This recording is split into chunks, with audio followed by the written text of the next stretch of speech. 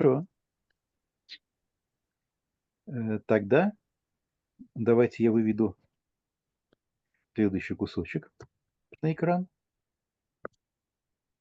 Следующий кусочек нашей диглотты.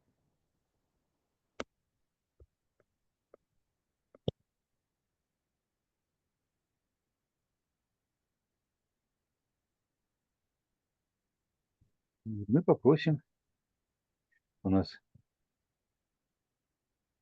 Кто сегодня готов взять на себя функцию чтеца?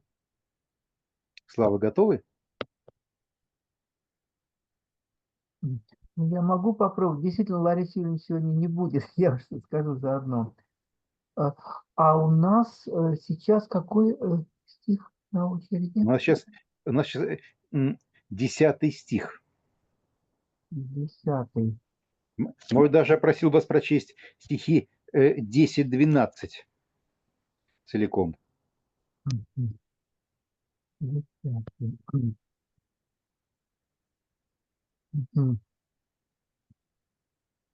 Так, хорошо.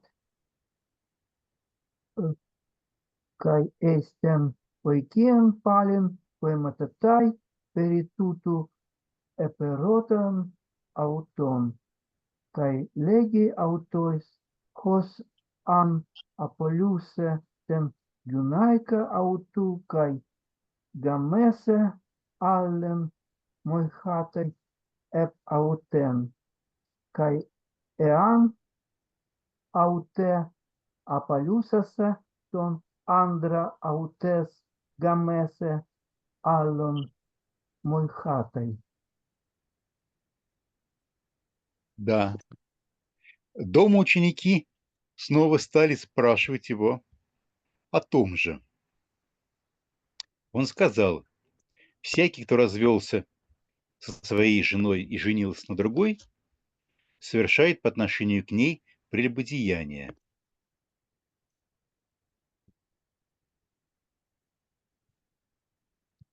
И если женщина развелась со своим мужем и вышла за другого, она совершает прелюбодеяние.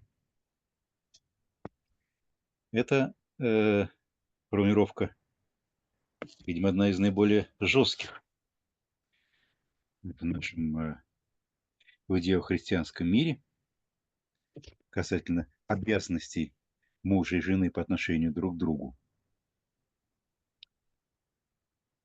Мы еще на прошлой встрече хотели поговорить про иудейские корни, или, может, скорее даже про отсутствие корней, или про какие-то только намеки на корни в этом отношении в еврейской традиции.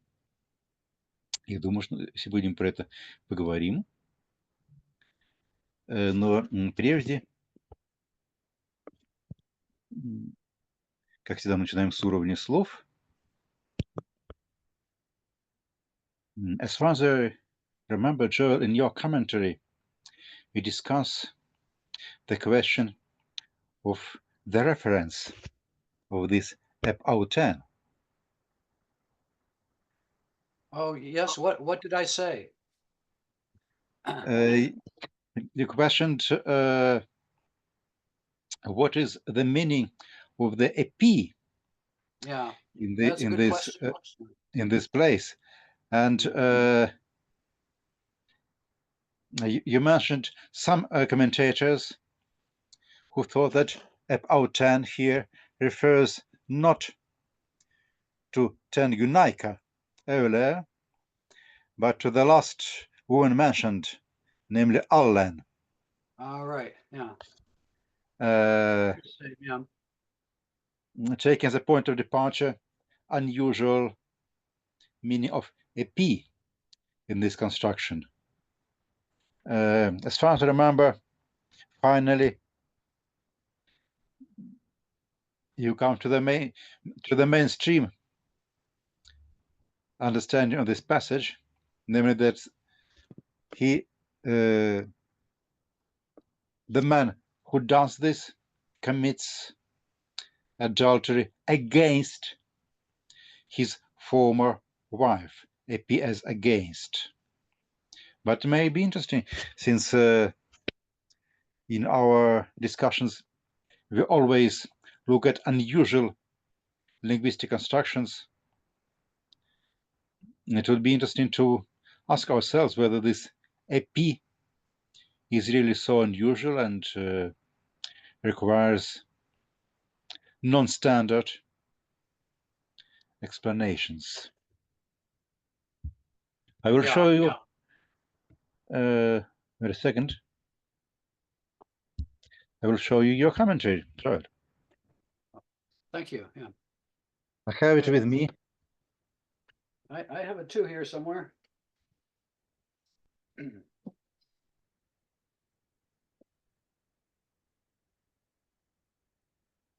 a second.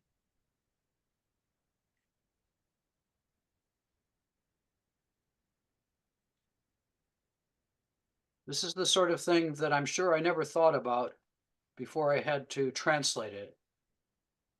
And Yes. then I realized that there was more ambiguity than I thought.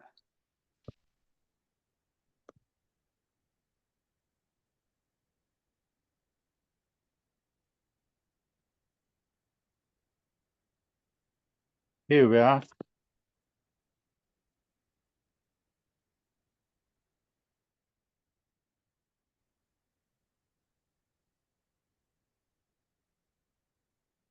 Huh. Okay, yeah. So the Psalms of Solomon passage is interesting. And I guess that would go with the interpretation that it's referring to the other woman, the new wife. Yes. Let's look at Psalms of Solomon, page 10.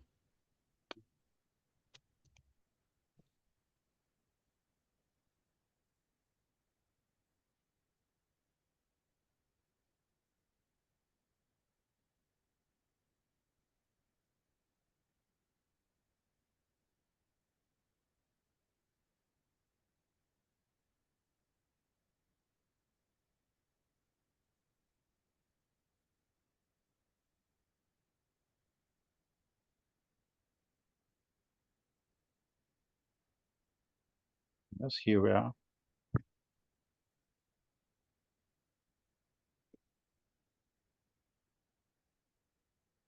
This is a description of human immorality.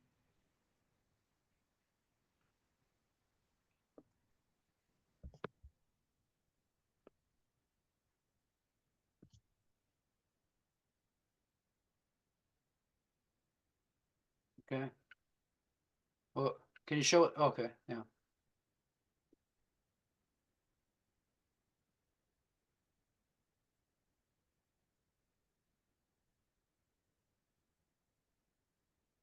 Okay, there's no P here though, right? Yes, there's no AP, but the verb is clearly used not with the P, but rather with accusative. Yeah. But the complement is not the woman. He's the one who is being divorced, but rather Ah, the woman who is the reason for the divorce. yeah. Well, yeah, she could be the reason for the divorce, or maybe it was somebody else. Who knows? Yes.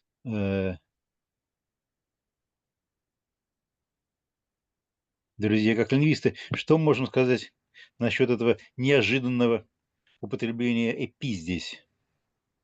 Я имею в виду не в псалмах Соломона, а в нашем марковом тексте.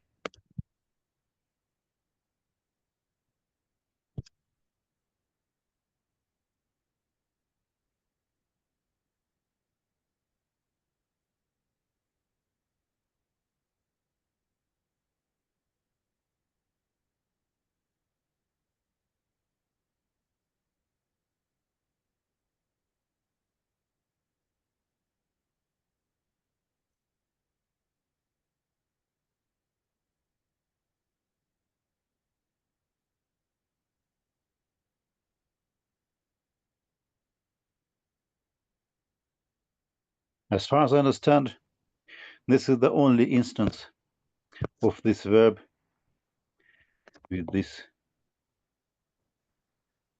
preposition, at Mhm. least in the biblical Greek. Mhm.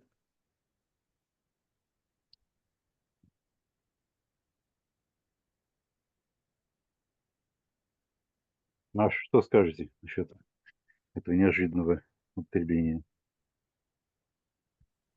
Не знаю, у меня нет мнения, к сожалению.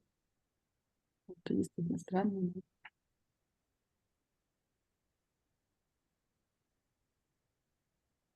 Okay, so we can join Joel, not because we have some linguistic evidence for the majority view, but rather because this has been the majority view throughout the centuries. Yeah. I had some argument there, didn't I? For citing. I didn't just say it was because what the majority thinks. I said it seemed more reasonable to me.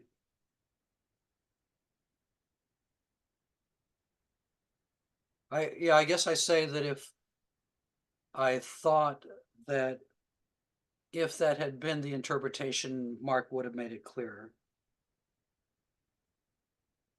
You know, there's more usual idioms that you can use for committing adultery with someone, like using soon.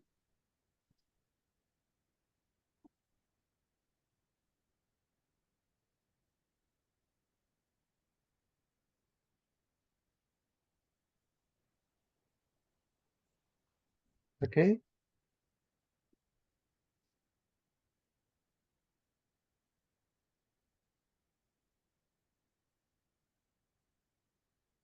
But I think the thing that interested me most about this passage is verse 12, where Jesus considers not only the case of the man divorcing his wife, but also the case of the wife divorcing her husband.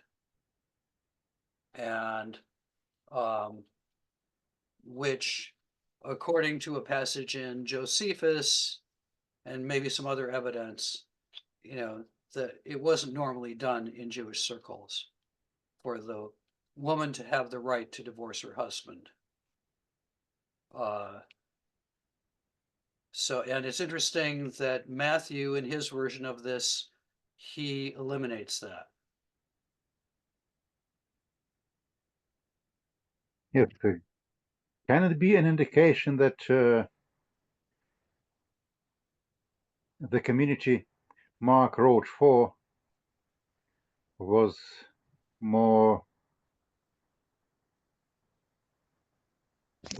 less traditional and more libertarian than the community of Matthew? Yeah, I think so, and you know, maybe it was more influenced by the Gentiles in the community.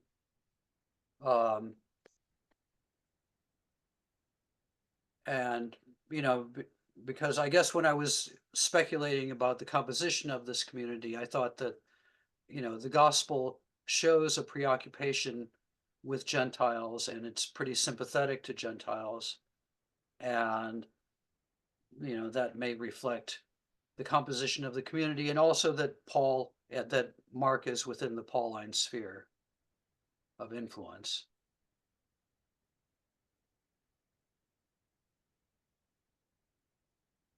Yes, several times during our seminar on Mark we came to this topic, but still it's important that except one issue with the Syrophoenician woman, we did not have any mention, yes, and probably the Gerasene demoniac. We did not have any mention of Jesus healing or making miracles for the Gentiles. Yeah. I mean, I think that probably reflects historical memory, that Jesus basically his ministry was confined to Israel. Um, but I think those passages that you mentioned are important, and also, the death scene where it's the centurion, the Roman soldier in charge of the execution, who says, "Truly, this man was the Son of God," and he's the first human being in the gospel who recognizes what I think of as, the fullest expression of Jesus' identity. Yeah.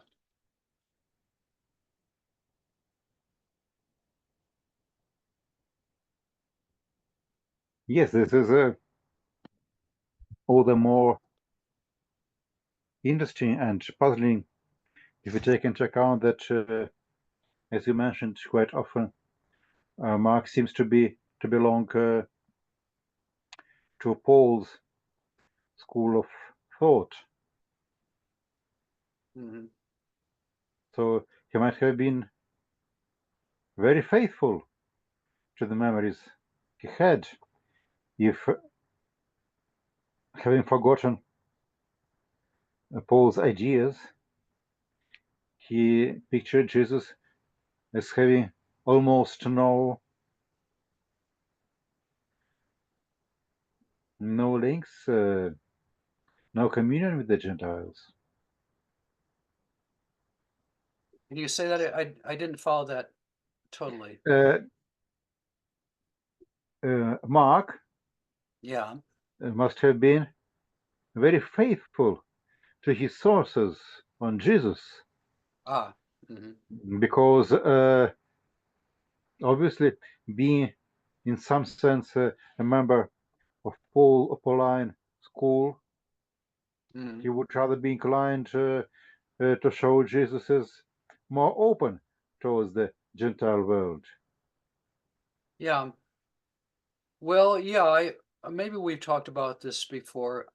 I mean, I guess I think the gospel writers, and especially the synoptic gospel writers, um, I mean, two things are going on. They have memories that have been passed down to them, and then they have their own elaborations of those memories. Um, and I think they show a certain creativity in elaborating the memories, but I don't think in general they just make things up out of nothing. Um, and here I'm following one of my former colleagues who's now dead, uh, who raised the question, if, as some gospel scholars think, the gospel writers were just so creative and the gospels are just, uh, pure expressions of their theologies, why don't we have Jesus ever saying anything about the circumcision question? Because we know it was very important and caused a great deal of controversy in the early church. Uh, and, we have the discussion, especially in the letter to the Galatians. So why don't we have in our canonical gospels any real discussion of whether or not followers of Jesus need to circumcise their male children or to be circumcised, if they convert? And his answer was, well, maybe because Jesus never said anything about that. So that there's a constraint um, that historical memory exercises on the theological creativity of the gospel writers. But still, the image of the Roman centurion at the cross, who confesses that Jesus is the Son of God, does not look like a real memory from that time. Yeah, well, I mean, probably there was a Roman centurion at the cross, but yeah, but the picture of him, at this climactic moment of the gospel, proclaiming Jesus' identity, that does strike one as theological. So, yeah, there is creativity, but it operates within certain constraints from historical memory.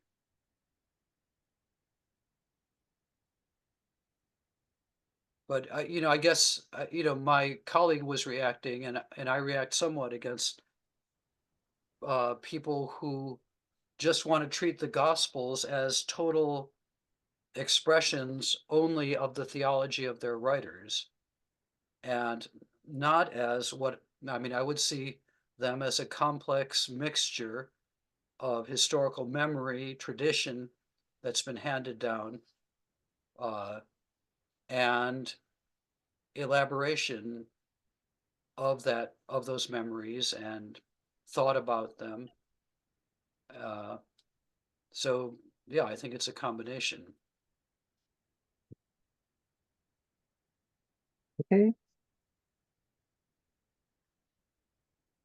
It was a question not directly related to our pericope, but a question that is always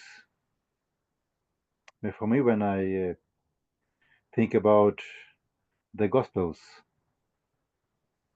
I think that argument from circumcision, better to say about from the lack of the discussion of circumcision, is really important as a sign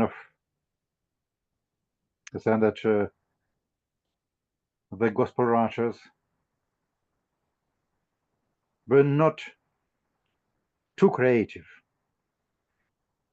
Yeah, even if yes,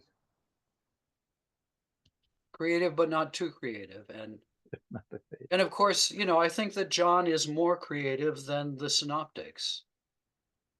Um, though I do think there's historical memory present in John, and sometimes uh, memories that aren't present in the synoptics. But in John, the process of elaboration and theologizing um, has been even more extended. And I think there's less of this constraint that operates, though you can see it, for example, in John chapter 3 and 4, where first John tells you in chapter 3 that Jesus was baptizing.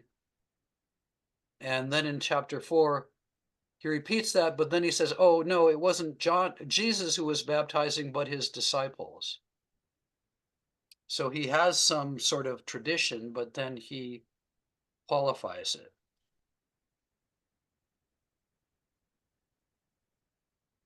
And I think it's an embarrassing tradition to him because it suggests that Jesus was much like John the Baptist, and that Jesus started out within the realm of John the Baptist and doing the same sorts of things that John was doing, and only later differentiated himself.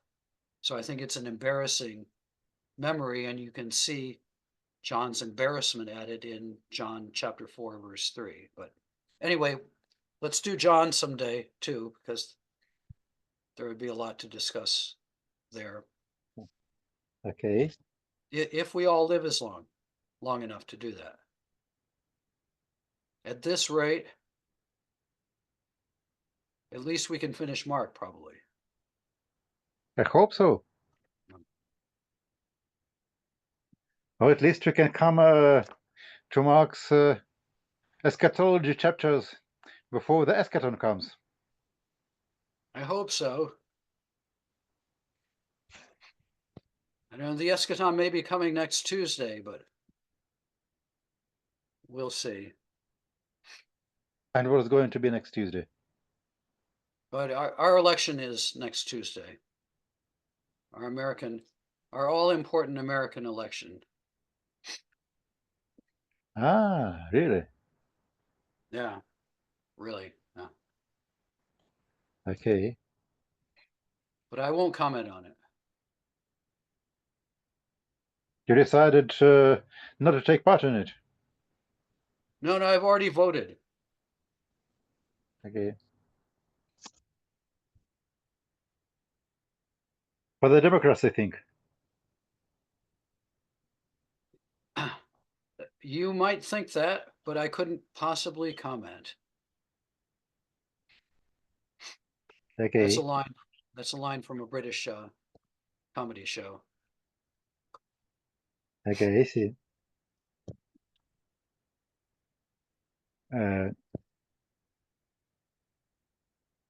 Last time we spoke about this question about the divorce and about the lack of Jewish or very few traces of such attitude towards the divorce in the Jewish circles of Jesus' time. Mhm. Would you like to add any comment on this? No, not really. I mean, I think I mentioned last time there is a passage or two from the Qumran literature uh, which expresses negativity about a man marrying two women in his lifetime, but that probably is a reference to remarriage. But I do think it's interesting that if Matthew's parallel here, can you put that up? That's in. Okay. Hold on, let me tell you where that is. Matthew chapter 19, verse 9. Matthew 99, okay.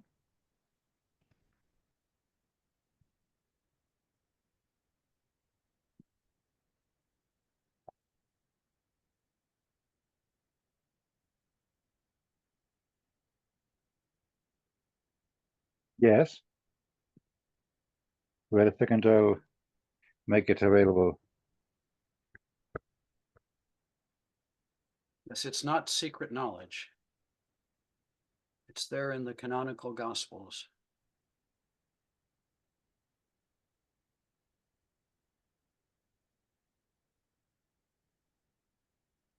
Do you see it now? Matthew 99? Yes. Yeah. So, as I said before, he doesn't go on and say anything about the woman divorcing her husband. So, maybe bringing it back more towards what Jesus probably would have said. But also he adds the exception clause, me epi porneia, which isn't present in Mark.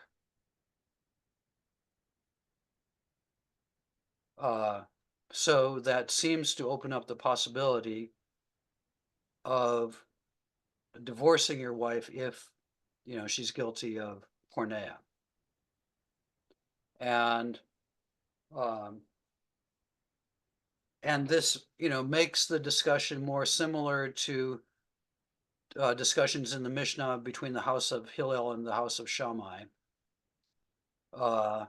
where the house of Hillel has the more, quote, liberal interpretation. You can divorce your wife for just about any cause, even if she burns your food.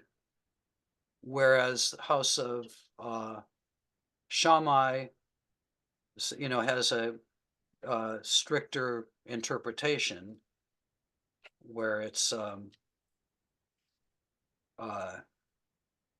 it has and this comes down to interpretation of the verse in Deuteronomy, right, about the ervat davar. How do you interpret that phrase? And the house of Shammai had the stricter interpretation of it, that it refers to,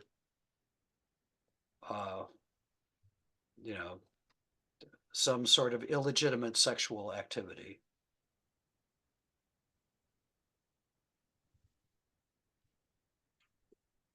So Okay. anyway, it's interesting that, yeah, Matthew introduces the exception clause, which also occurs in the Sermon on the Mount. So he puts it in both places. As far as I remember, Leo Tolstoy was very indignant with that clause, and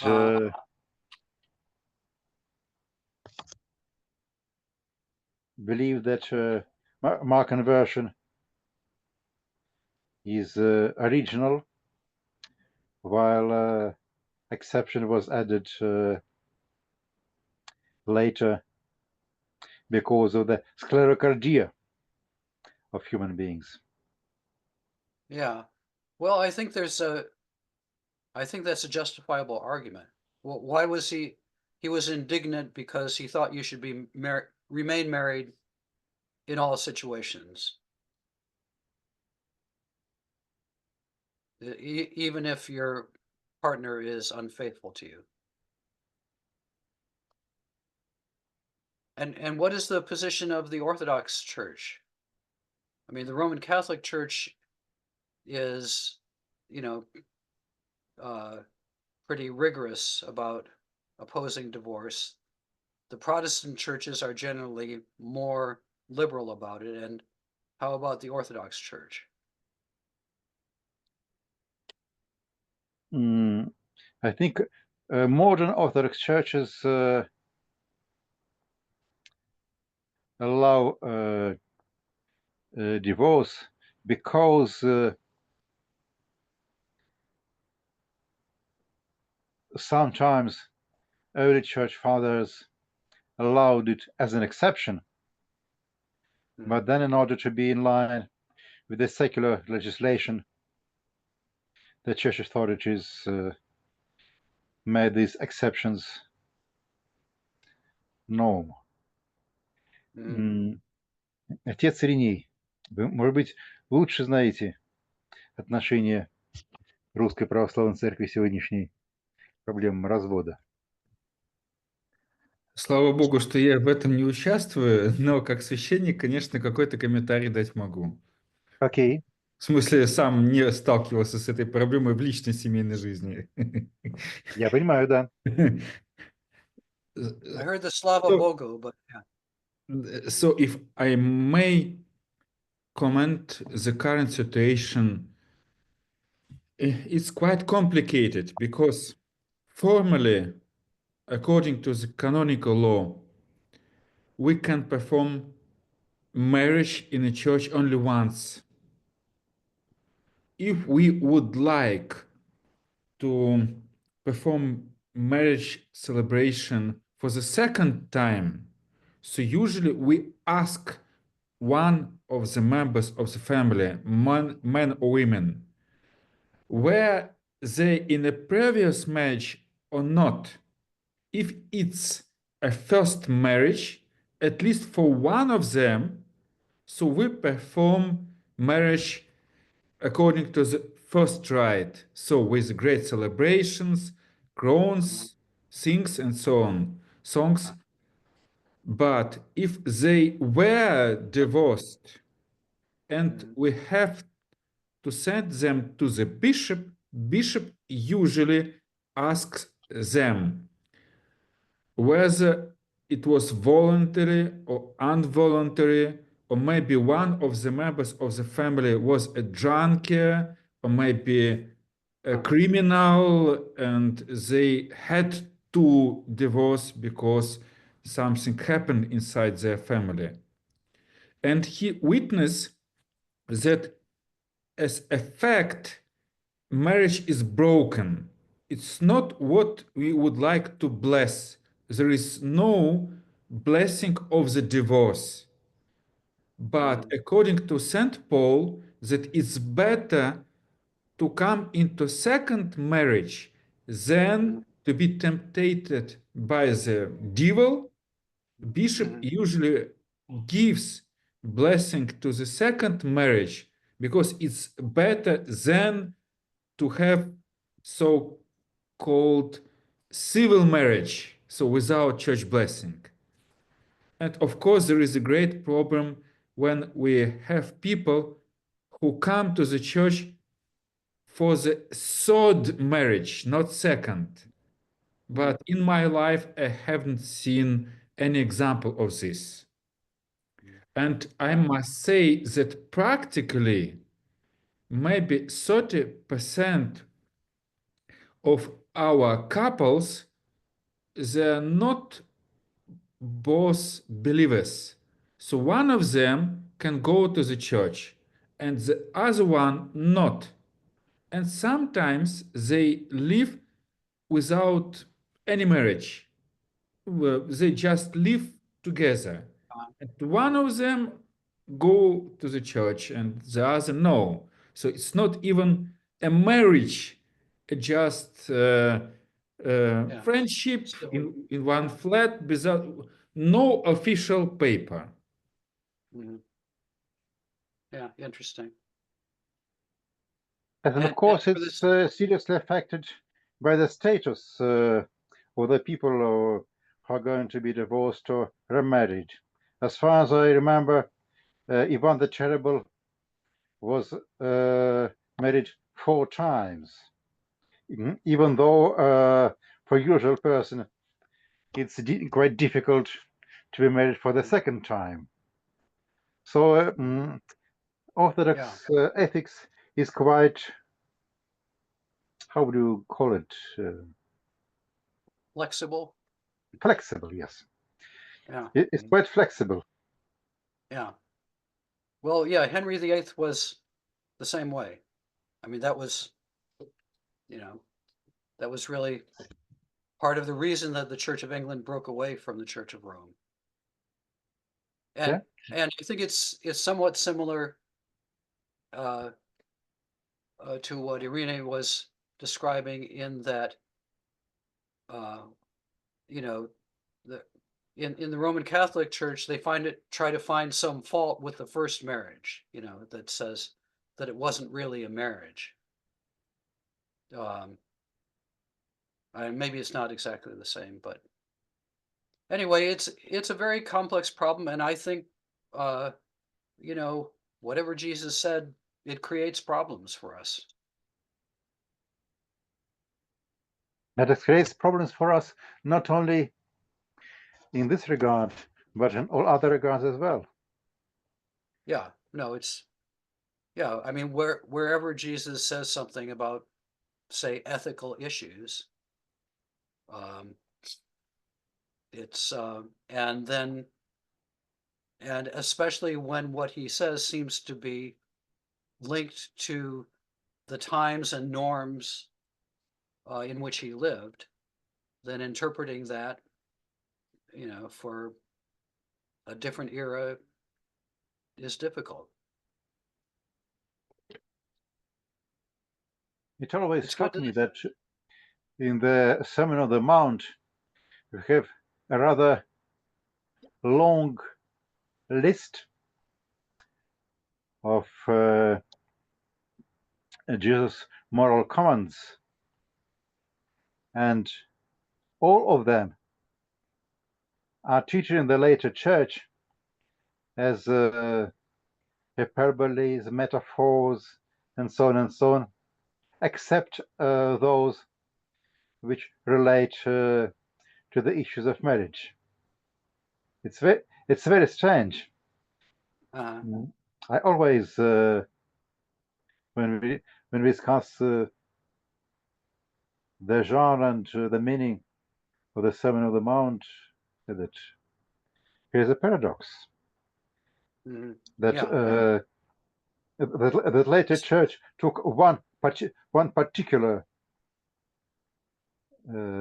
command of Jesus from this long list and said this should be followed literally, while all other commands from the Sermon on the Mount can be interpreted as in a non-literal way.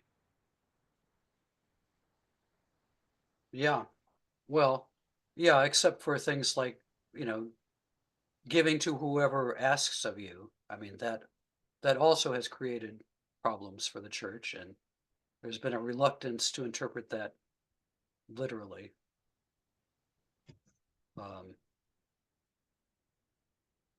Yeah, my friend Dale Ellison wrote a really good book, I think, on interpretation of the Sermon on the Mount. You know, looking at the history of interpretation and also implications for today. And I think it's one of the best things he ever wrote. Can you send us Yeah, I'll a send you the. reference? Okay, Yeah. thanks.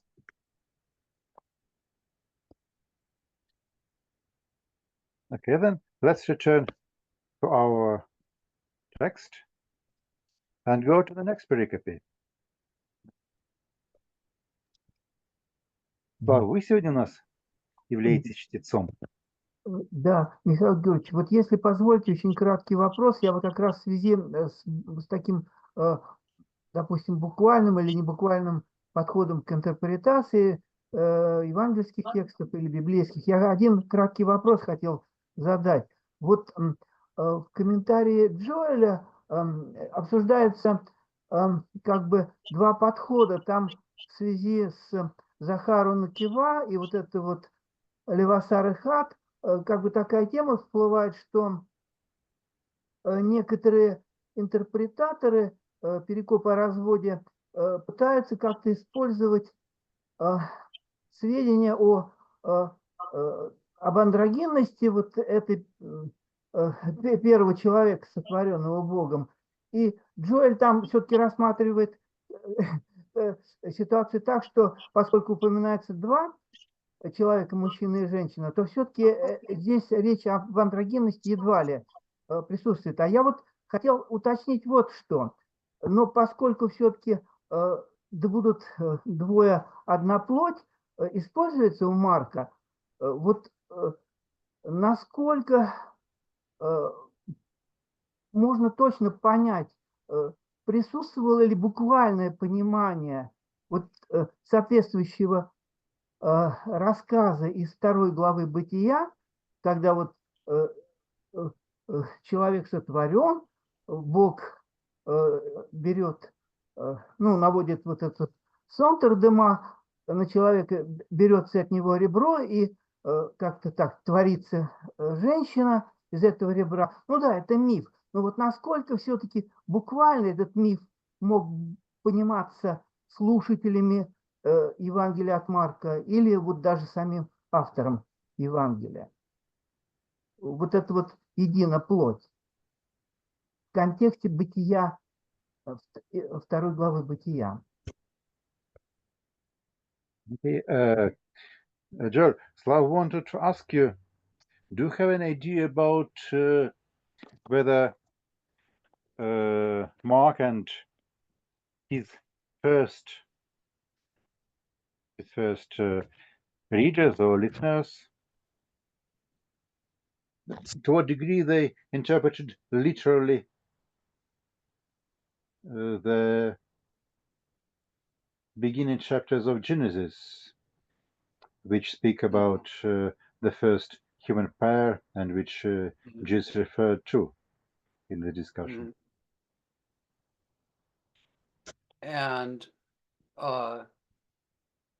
so is the question about how literally they understood, like the account of the creation of the world, for example, or you know, whether it was in 7 days or Slava asked just about the scene of creating man and woman.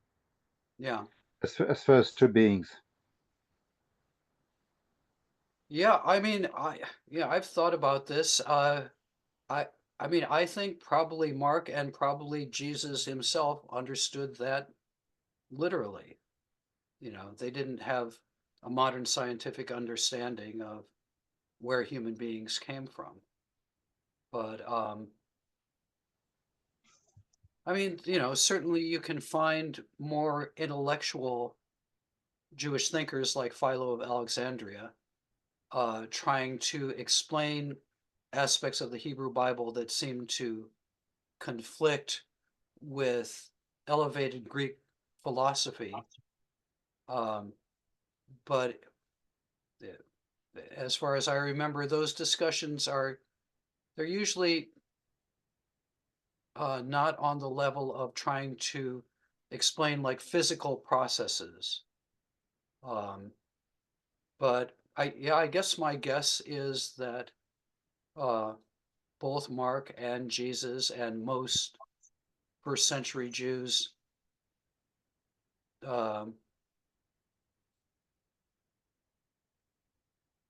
would have understood it literally.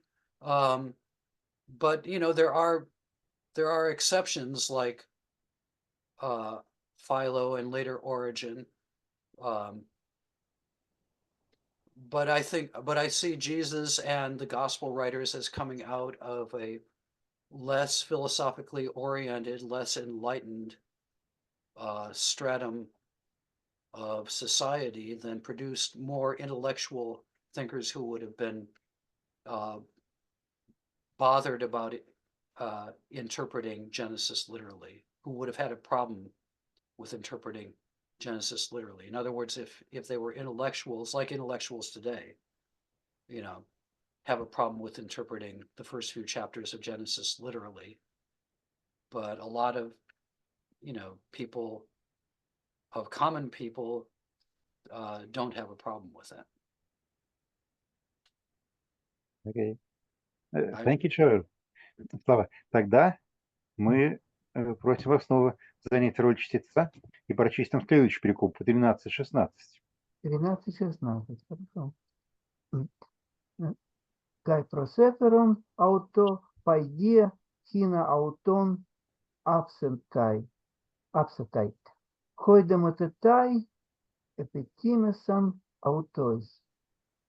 Idonde o Iisus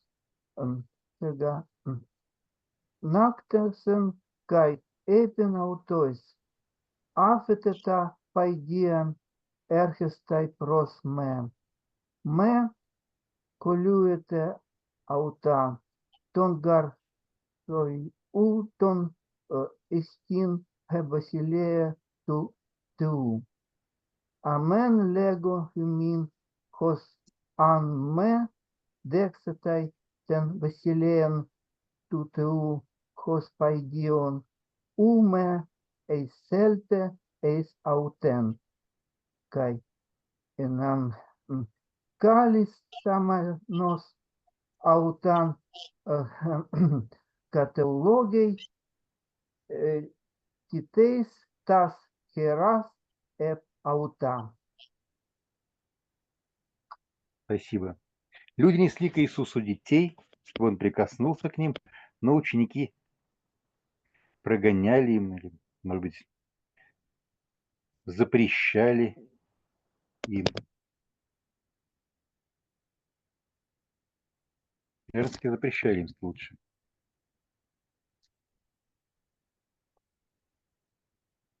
Когда Иисус это увидел, он возмутился и сказал: «Дайте детям подойти ко мне, не запрещайте им. Таким, как они, принадлежит Царство Божие. Истинно говорю вам, кто не примет Царство Божие как ребенок, тот не войдет в это Царство». Он обнял детей, возложил на них руки и благословил их. Текст лежит в основе огромного количества иллюстраций для разнообразных детских Библий.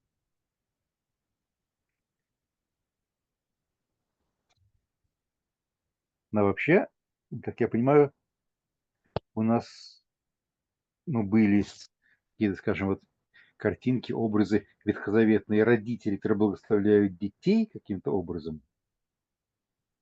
Но вот сам по себе образ, скажем, философа, проповедника или жреца, который вот так благословляет ребенка, как-то на наших детских библиях изображено, это необычная сцена, странная сцена. As far as I understand, we have in the Old Testament examples of parents blessing their children, but the scene of a philosopher or a preacher or a priest blessing children is not quite common for the Jewish literature at the time. How can we explain the appearance of this scene in Mark's Gospel? Yeah, and it's interesting that it appears twice. You know, it's one of the doublets in Mark, you know, because you had a very similar scene in just in the previous chapter. So, I mean, I wonder why it's repeated, and you know, there must be some reason that very similar stories occurred, you know, not once but twice.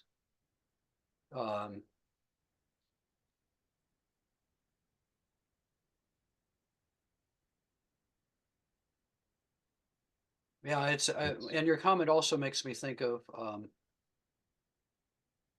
something that Louis Feldman, the Josephus scholar who is now passed on. I remember him once talking about, you know, like, who are the heroes in the Old Testament?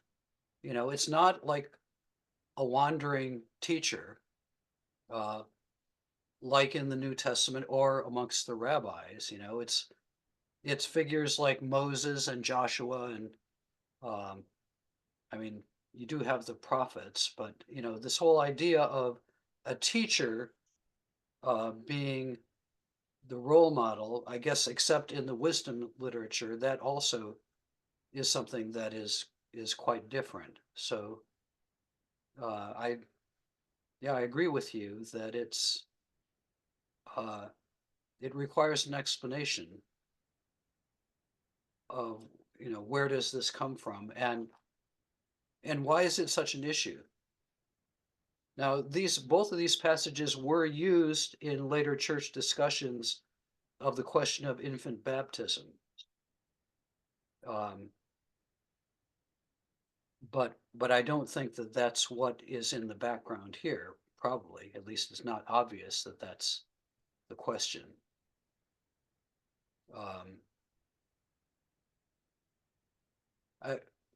I guess I also remember from my research and from reading around, and you know, there has been some literature about children in the New Testament, especially in the last 20, 30 years or so. And you know, holding the child up as a model is unusual. You know, not only does that not happen in the Old Testament, I don't think it usually happens in Jewish texts. And so, you know, what is the child supposed to be modeling? You know, why is the child, why are you supposed to become like a child? You know, which is what Jesus ends up saying in like 10:14. You know, the child is a model for the Basileia tu Theou.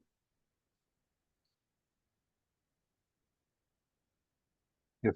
Can we see here a kind of polemics with the idea that those who are grown up and self-confident and powerful are not those who are really going into the kingdom of God, but kingdom of God is open for those who are feeble and not self-confident.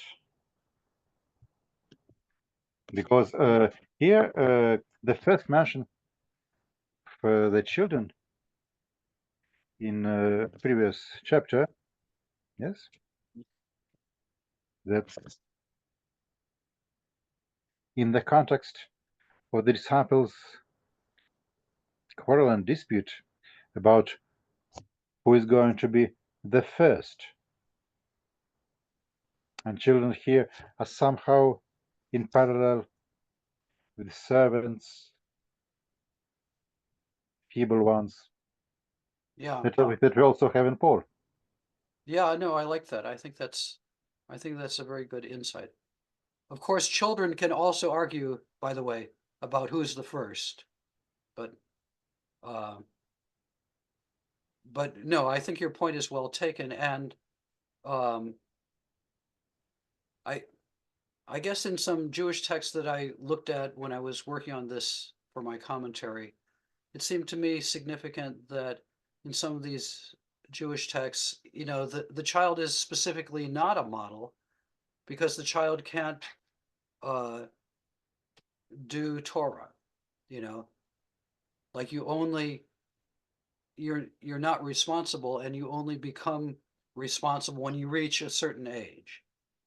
And then, in the terms of the later rite, you become a bar mitzvah. So you're sort of passing from, you become religiously competent and you become responsible to the Torah when you pass from childhood to some more mature state. And whereas Jesus here is, as you're suggesting, he's going against that. And he's saying that the quote, the religiously competent person is the person who realizes his incompetence.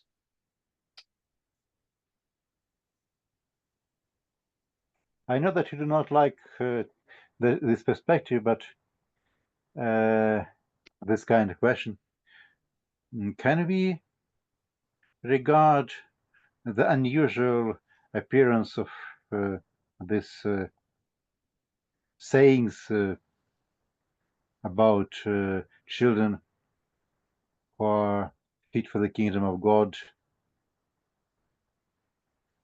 the fact that this is so unusual, also as a mark that this may go back to historical Jesus? Yeah, I think that would be a reasonable conclusion.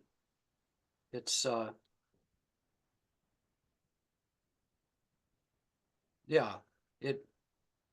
there don't seem to be good parallels that I can think of, in Jewish texts of the time, or even, for centuries later.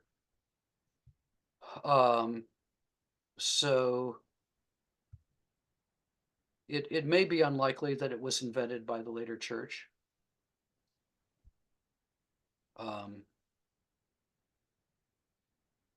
Yeah, I think that would be reasonable.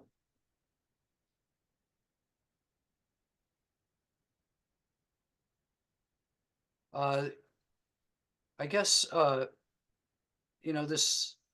this passage and others come up in discussions of attitudes towards children and in the early church, including I guess it was quite common in the Greco-Roman world for people to expose children, to just put them out, either to be picked up by somebody else or maybe, to not survive.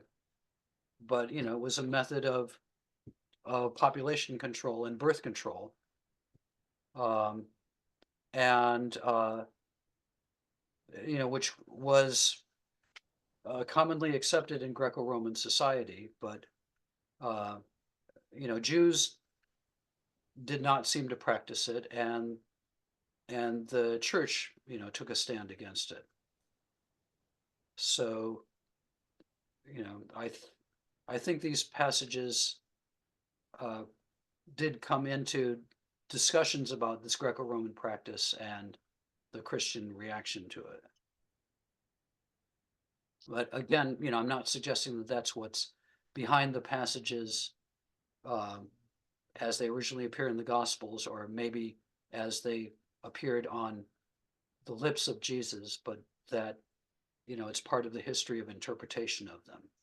But it has to do with attitudes towards children.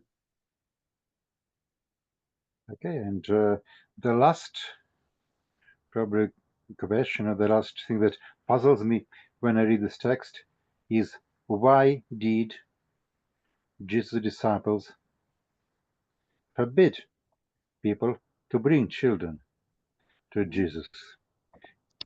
Why people did bring children to Jesus. That's quite understandable. Throughout the gospel, you have the same topic that everyone who was ill came to Jesus for healing, and if he or she was a child, parents would bring him or her. That's quite understandable. But why did the disciples forbid this? Is there any symbolic meaning in this or any practice behind this?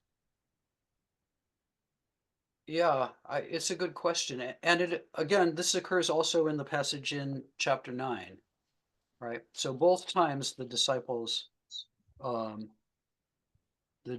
object, which I think does suggest that these two passages are doublets of each other, because otherwise you have a problem. Like, why don't the disciples remember that Jesus just a few hours before, or a day or so before, or maybe that same day, had already said, "Let the children come to me," right? And then he says it again. And I mean, maybe in the overall arc of Mark's story, this helps to suggest that the disciples are, they misunderstand a lot, and that motif gets stronger and stronger as the gospel goes along. I mean, you already had it with the two feeding stories.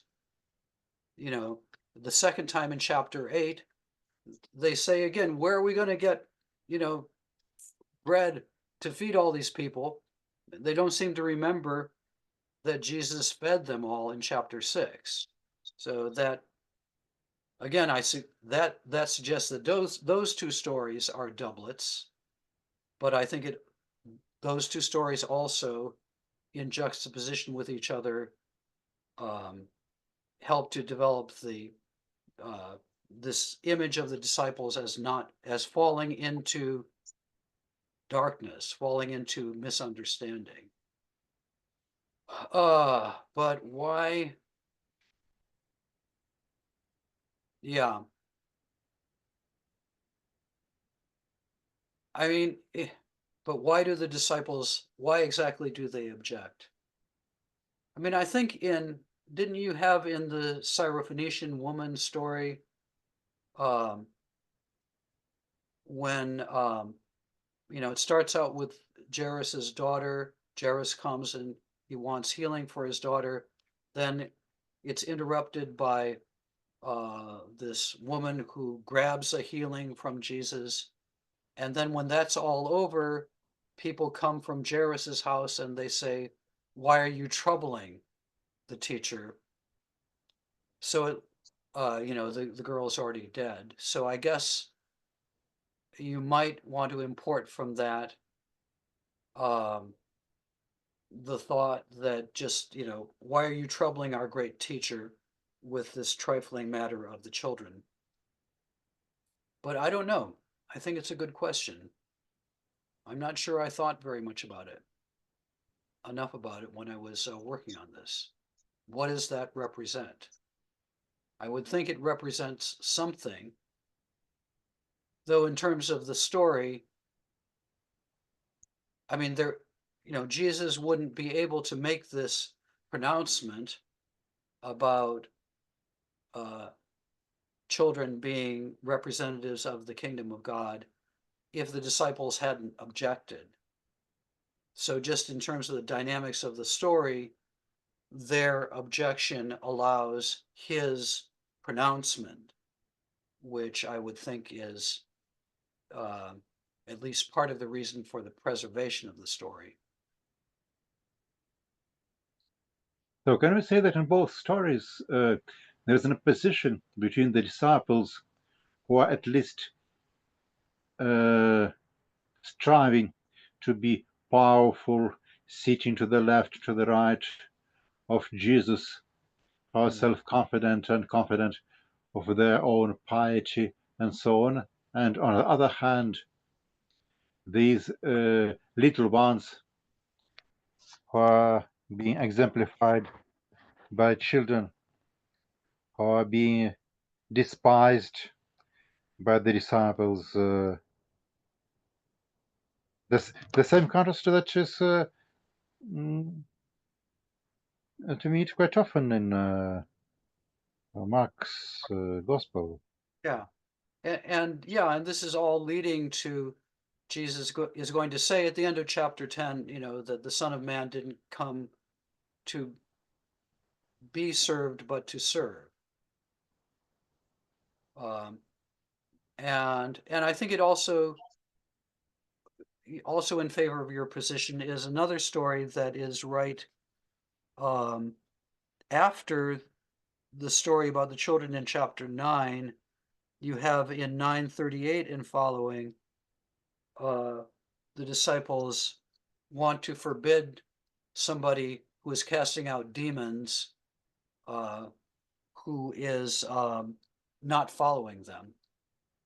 And so that's a similar sort of, you know, he's not a member of our group, and therefore he's illegitimate, and Jesus rebukes them for that. So it's, yeah, I mean, I think there probably are, you know, extrapolating to Mark's community, it would make sense that there are issues of power and how it's to be exercised within Mark's Christian community, as there always are in Christian communities, or always are in situations where people live in association with each other. And, you know, probably Mark's readers would identify this issue of, you know, where true power comes from and what it consists of and how it is exercised with those sorts of community issues.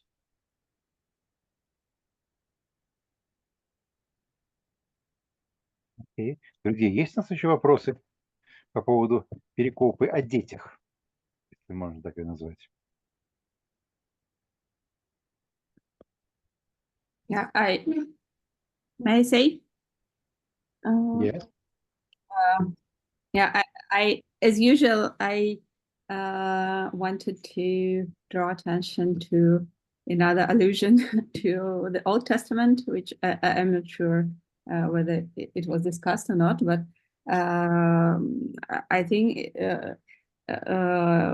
this pericope also includes an allusion to this story in Numbers about children who will enter, the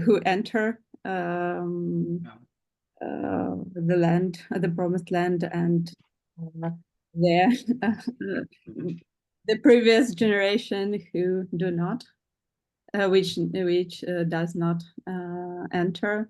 And in Numbers, I think 14:21, they are also called tough idea, like here. This younger generation, and we already discussed this this allusion. I think when we discussed chapter 8, in the scene which started with Pharisees who were tempting Jesus, perazontas auton, and then there was a clear allusion to these numbers with this regena, and here in chapter 10 again, chapter 10 starts with this Pharisees perazontes, and here it could be some sort of opposition between Pharisees who are the generation which cannot enter kingdom of God, and their children, or not there, but just children who are not, who did not sin yet, and so they can enter. Yeah, that's good. I like that. I mean, in the case of Numbers, the paideia, well, the older ones don't enter because they have to all die first, right? Before the Yeah, but in that context, mm,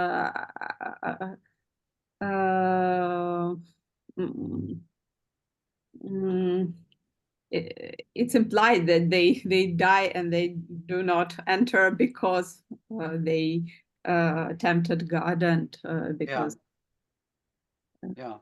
or Oh, sin. that's good. Yeah. Yeah, I bet that is somehow in the background. Yeah, and yeah, of course, I understand that probably their top idea maybe are just like next generation, not just children, but they are called the same way. So yeah, probably the link is should be here. Hmm. Yeah. Well, but what you say also brings up, how do we understand entering the basileia tu theou? So your comments suggest a parallel to entering the promised land, which is often brought up in discussions of this terminology about entering the basileia. But I, I did write an article once about entering into the basileia tu theou, in which I argued that that's not the only kind of background that we have in the Old Testament in Judaism to these sayings about entering the basileia. Because what is the basileia tu theou? Is it a place or is it something else? And a lot of late 19th and early 20th scholarship has emphasized that the basileia isn't primarily a place. So it's not a matter about going someplace else, but it's about God's power, God's royal power. Well, this is what I argued in my this article that I wrote. It's about God manifesting his royalty, manifesting his kingliness. It's about God exerting his power from heaven where he already rules to earth, which has fallen under the dominion of other powers. So I wanted to argue that Basileia tu theou primarily speaks about God's extension of his royal power into the earthly sphere.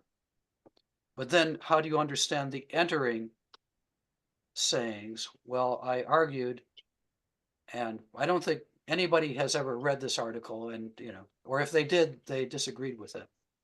But I wanted to argue that entering the basileia tu theou means becoming part of this forward movement of God into the earthly sphere, on an analogy with the way holy war works in the Old Testament. It's God's power that wins the war, but people are taken up into this forward movement